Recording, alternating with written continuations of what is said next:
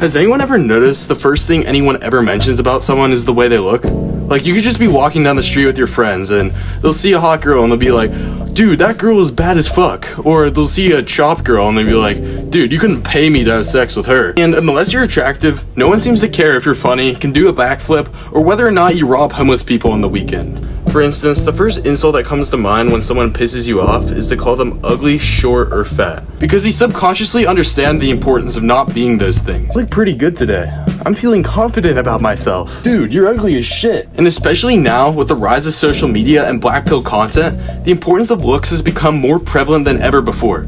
You have creators like Clavicular who'll do literally anything to improve his appearance. Whether it's surgery, cycling anabolic steroids during puberty, or even methamphetamine. This guy will risk anything just to look better. 20 years ago, attractive people were very rare. They appeared on magazine covers, and movies, or in top fashion runaways. Nowadays, it seems like they're literally everywhere. Just open up your phone and you'll see some 14-year-old blasting peptides attempting to mog you. And research proves that people who are more attractive have more friends, more romantic partners, higher salaries, and better job opportunities. Hence why people from the Bop Palace like Sophie Rain and Camilla will likely make more money than you'll ever see in your life. And even those who argue that beauty standards are societal or arbitrary cannot deny the advantages that the attractive get.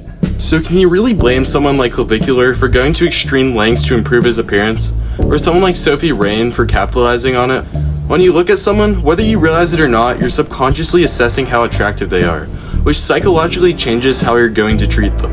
And whether we like to admit it or not, we all put so much time and effort into our image, trying to come off a certain way. For instance, what's the first thing you do when you get a pimple? You cover it up, you hide it away so it doesn't damage the reputation you've built up for yourself. When people look at me, they see a tall white boy who's decently attractive and a wannabe tough guy.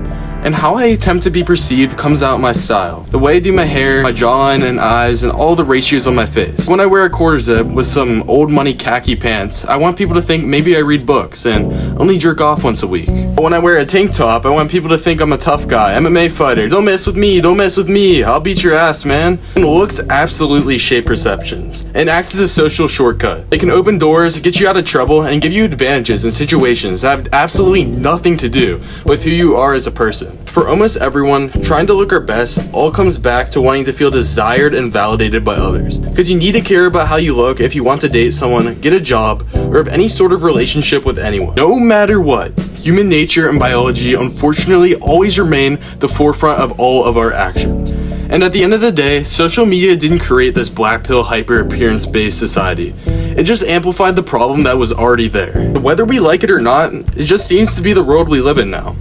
I don't know, should I post this? I kind of look weird in this lighting.